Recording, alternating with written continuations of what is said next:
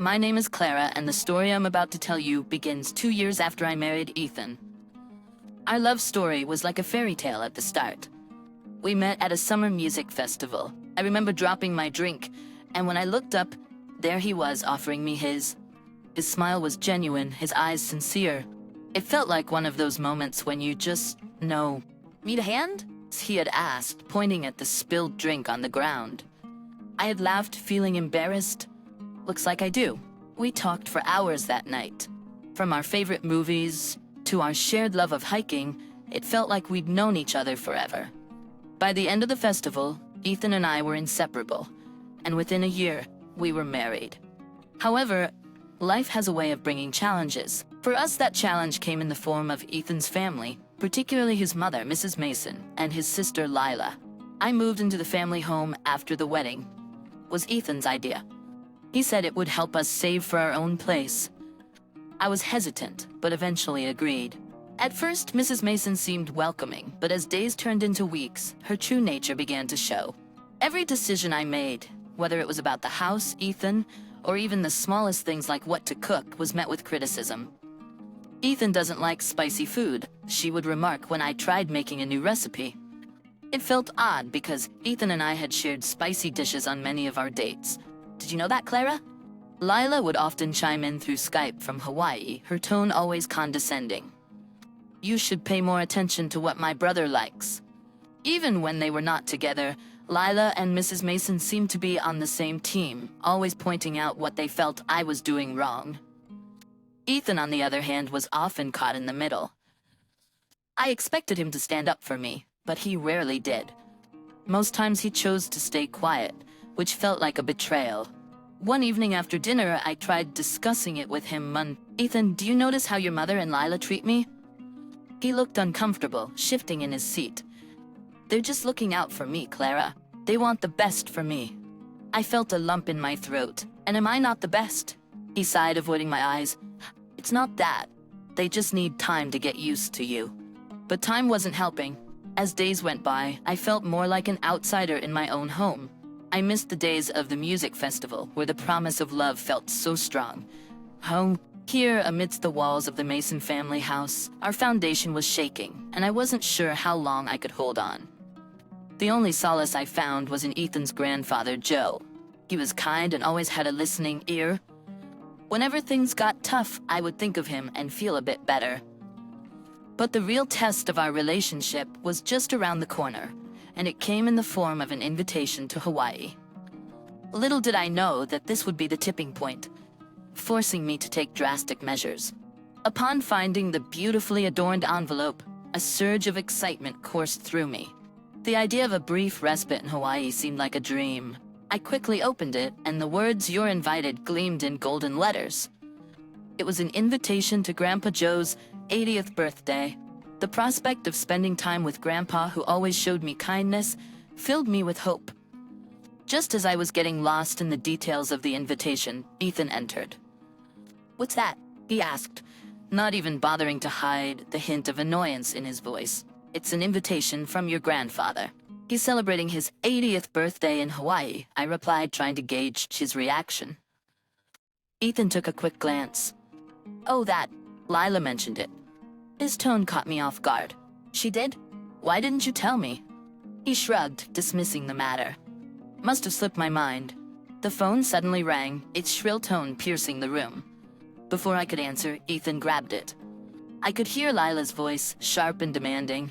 Ethan listened, nodding occasionally, casting sidelong glances at me. My heart sank with every nod. When he finally hung up, he looked squarely at me. "Lila thinks it's best if you stayed behind," he stated with an air of finality. I was astounded. "But your grandfather invited me personally. Why wouldn't I come?" Ethan sighed dramatically, making it seem like he was bearing a huge burden. "Look, it's a family thing. Grandpa was just being polite. Plus, Lila said you should stay with Mom and keep her company." I felt my voice shake, trying to suppress my rising emotions. "Ethan, I'm your wife. Doesn't that mean anything to you?" "I thought you'd stand up for me." Ethan smirked. "Always playing the victim, aren't you?" "Why do you always make things so difficult?"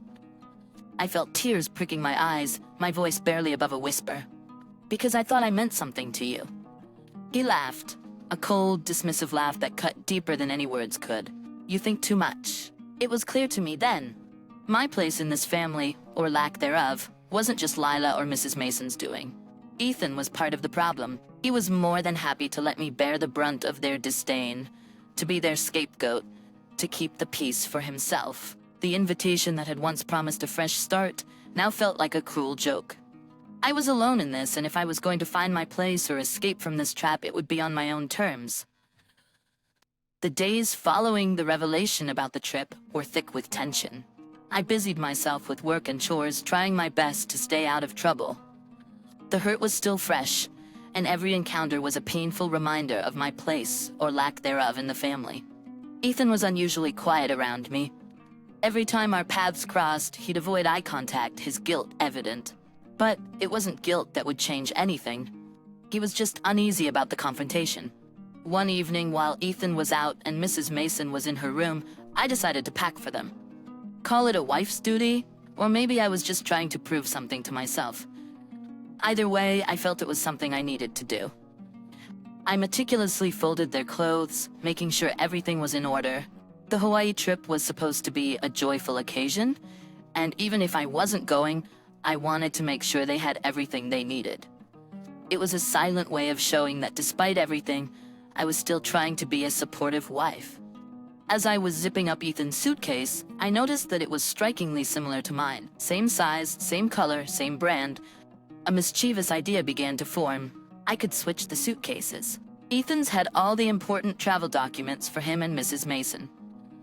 My suitcase had my personal items, nothing of great significance. It was out of character for me to even think of such a thing. But the recent events had stirred something within. I was tired of being overlooked, of being the one who always had to understand, to adjust. Maybe, just maybe, they needed a wake-up call. And so I acted on the impulse. I swapped the contents of the suitcases, leaving Ethan's travel documents in my suitcase. I placed the suitcase in my closet and left Ethan's, now filled with my belongings, ready for the trip. It was a simple act, but for the first time in a long while, I felt a sense of control. Whatever the outcome, it was a step, however small, towards reclaiming my worth. The next days would certainly be eventful.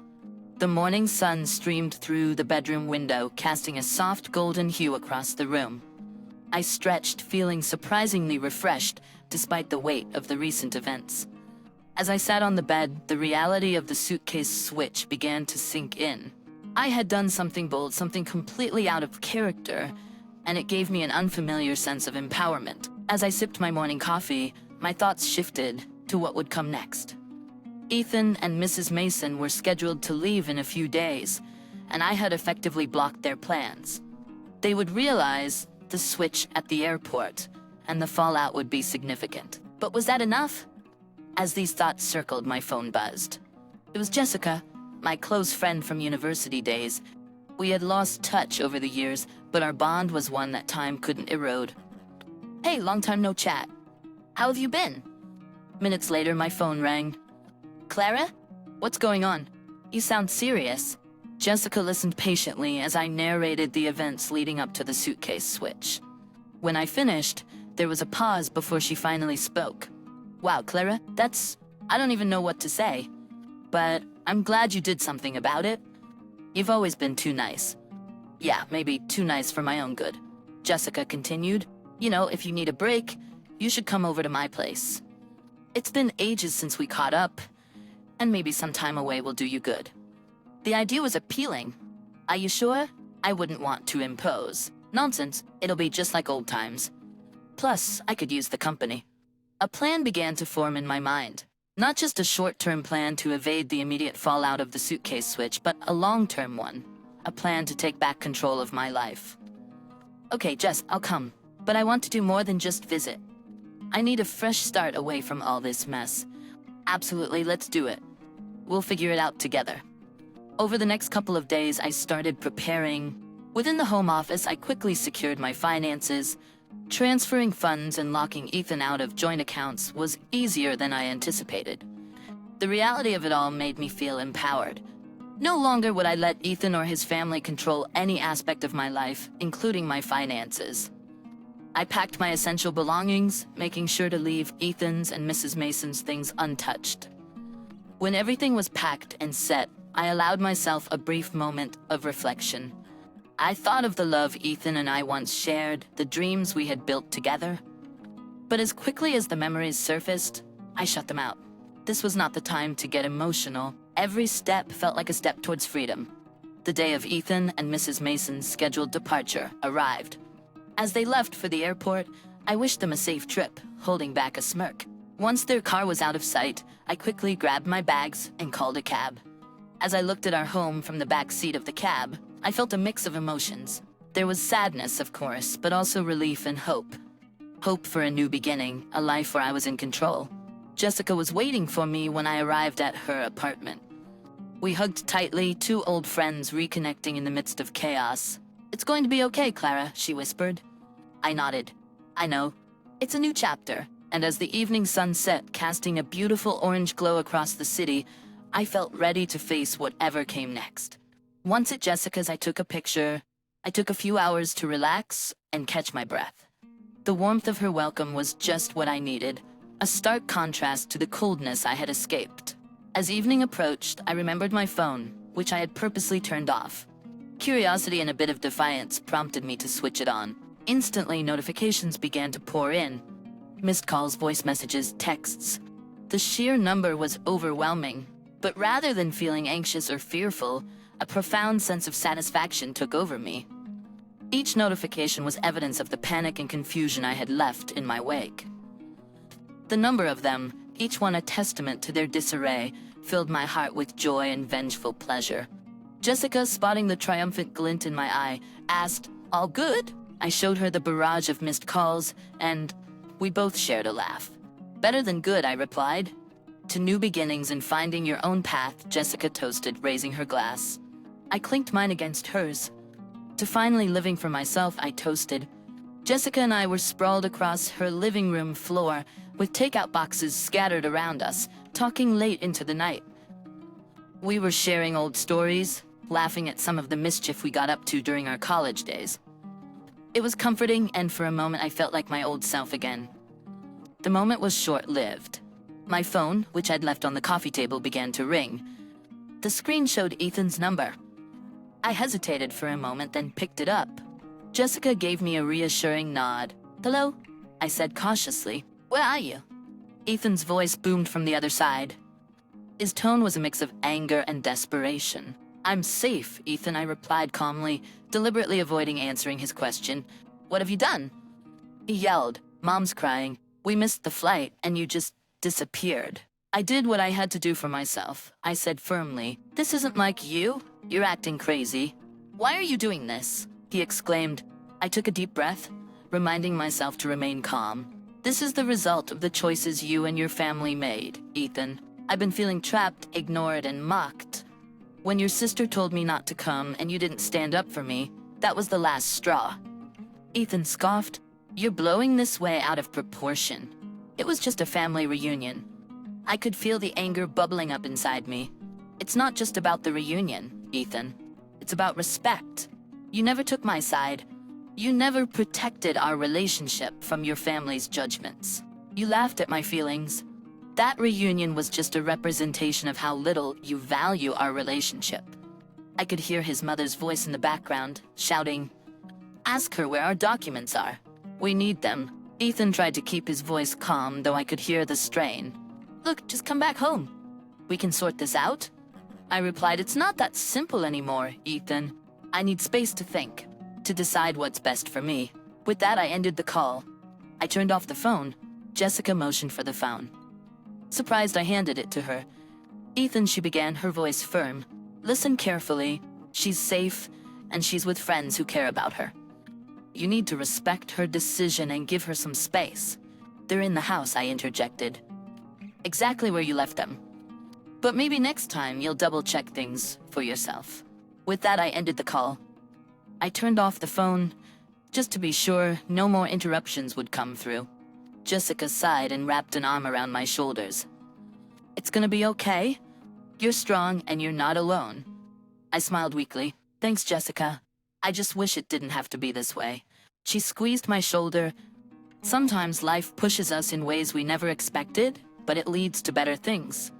I leaned against her, taking comfort from her words. The confrontation had drained me, but it had also reaffirmed my belief that I was making the right choice. For the first time in years, I was prioritizing myself, and it felt liberating. I woke up the next day to the sound of birds chirping outside Jessica's window. The sunlight streamed in, filling the room with warmth. I stretched and then checked the time. It was still early, but I felt surprisingly refreshed. There was a feeling of determination building inside of me. I had taken the first step towards reclaiming my life, and now I needed to tie up some loose ends. One thing that had been on my mind was Ethan's grandfather. I didn't want him to think ill of me or believe the twisted story that Ethan and his family might spin. I had always admired him, and I felt he deserved to hear my side of things. Picking up my phone, I dialed his number. After a couple of rings, he answered, "Hello?" His voice was gentle and warm. "Hi, Grandpa Joe. It's me," I began a bit nervously. "Ah, my dear. I was wondering when I'd hear from you," he replied, a hint of amusement in his voice. "Been quite a commotion over here. Ethan and his mother seem to have misplaced some documents." I chuckled. Yes, there was a little mix-up. Grandpa Joe sighed. "I've heard bits and pieces of what happened. Ethan's not too pleased, and, well, his mother is her usual self, but I want to hear it from you." Taking a deep breath, I recounted everything, from the way Ethan's family had treated me, the incident with the reunion, and the decision I made afterward. Throughout my retelling, Grandpa Joe listened quietly. When I finished, he spoke. "You've been through a lot, more than anyone should have to bear." "I just couldn't take it anymore, Grandpa Joe," I replied. "I love Ethan, but it felt like it was me against his whole family." He paused for a moment. "You did what was right for you, and I respect that. It's a shame Ethan never truly saw what a gem he had in you." Hearing his words, I felt a rush of emotions. "Thank you, Grandpa Joe. I just wanted you to know. I didn't want you to think badly of me." He laughed softly. "Never. You've always been honest and kind. Sometimes you have to make tough decisions to protect yourself." "I wish things had been different," I whispered. "Life has a way of moving in mysterious directions," he replied. "But remember, each challenge you face only makes you stronger." We spoke for a bit longer, discussing his upcoming birthday plans and how he hoped I would visit him someday. Before we ended the call, he said, "You have my blessing, dear, whatever path you choose." Hanging up, I felt a weight lifted off my shoulders. With Grandpa Joe's understanding and support, I felt even more resolute in my decision. Whatever the future held, I was ready to face it head-on. Life without Ethan and his toxic family was like a breath of fresh air.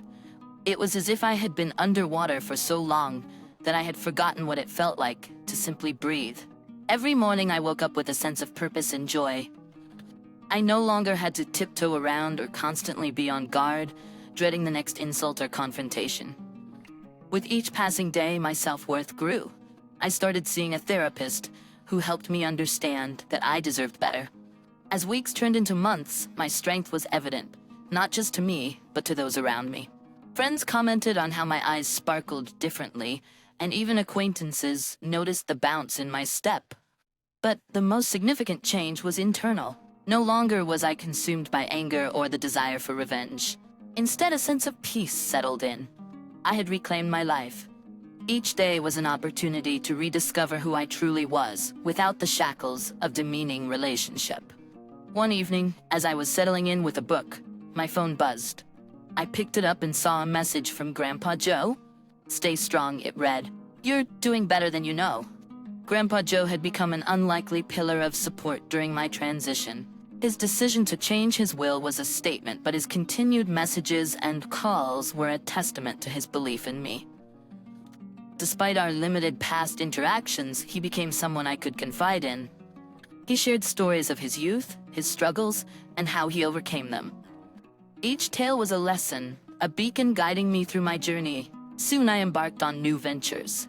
I took up classes, traveled to places I had always wanted to, and even started a small online business. With every achievement, my confidence surged.